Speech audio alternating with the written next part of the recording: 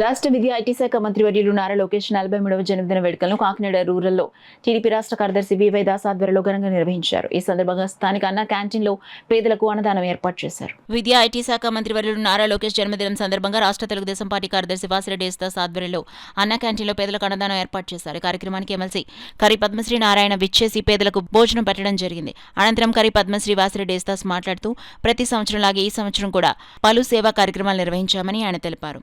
ముందుగా సర్పవరం ఎన్టీఆర్ విగ్రహానికి పూలమాలలు వేసి ఘన నివాళులర్పించారు. ఈ కార్యక్రమంలో వాసిరెడ్డి యేసుదాసు, పేరాబతుల లోబాబు, జంక్షన్ బాబ్జీ, తెలుగుదేశం పార్టీ నాయకులు పాల్గొన్నారు. ఆంధ్రప్రదేశ్ రాష్ట్ర అభివృద్ధి మరియు ప్రజల శ్రేయస్సు కోసం నిరంతరం కృషి చేస్తున్న మన గౌరవనీయ మంత్రివర్యులు నారా లోకేష్ గారికి జన్మదిన శుభాకాంక్షలు.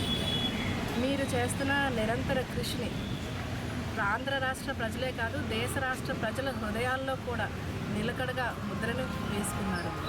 మీరు నిండు నూరేళ్లు ఆనందంగా ఆరోగ్యంగా ఉండాలని, అలాగే రాష్ట్ర మరియు దేశ ప్రజల శ్రేయస్సు కోసం పనిచేస్తూ ఉండాలని చెప్పేసి ఆ భగవంతుని కోరుకుంటున్నాం. అలాగే ఈరోజు రాష్ట్రం అంతటా కూడా లోకేష్ గారు పుట్టినరోజు సందర్భంగా అన్ని పార్టీ కార్యాలయాలు, అలాగే అన్న క్యాంటీన్, అలాగే ప్రతి చోట కూడా కార్యక్రమం జరిగింది. ప్రజలైతే మాత్రం చాలా ఉత్సాహంగా పాల్గొన్నారు. అలాగే అందరి దీవెనలు కూడా మన మంత్రి నారా లోకేష్ గారికి ఉన్నాయి. త్వరలో ఇంకా పెట్టుబడులు తీసుకొచ్చి రాష్ట్రాన్ని మరింత అభివృద్ధి చేస్తారని కోరుకుంటున్నాను. అనేక కార్యక్రమాలు అందరూ కలిసి చేసి ఈరోజు అన్నదానం కూడా ఇక్కడ చేయడం జరుగుతూ ఉంది. మధ్యాహ్నం నుంచి కూడా వస్త్రదానాలు కూడా ఉన్నాయి.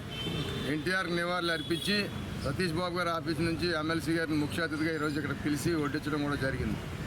నేనేమంటానంటే ఈ రాష్ట్రానికి ఒక తాతగారు మనవడో, ముఖ్యమంత్రి గారు మనవడో, ముఖ్యమంత్రి గారి కొడుకు ఒక చరిత్ర అని చెప్పి సందర్భంగా లోకేష్ బాబు గారు దేశ విదేశాలకు వెళ్ళి పారిశ్రామికవేత్తగా ఈ రాష్ట్రాన్ని ఎంతో అభివృద్ధి చెందాలనే ఆలోచనతో ఉన్న వ్యక్తి.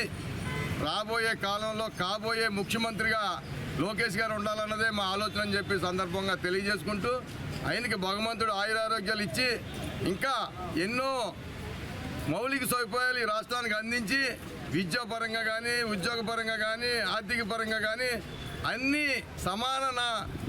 సమానంగా ఈ రాష్ట్రాన్ని 4 పాదాల మీద రాష్ట్రాన్ని నడిపిస్తున్న లోకేష్ బాబు గారికి మరొక్కసారి పుట్టినరోజు శుభాకాంక్షలు తెలియజేసుకుంటూ తప్పకుండా రాబోయే కాలంలో కాబోయే ముఖ్యమంత్రి లోకేష్ గారు అని చెప్పి సందర్భంగా తెలియజేస్తారు.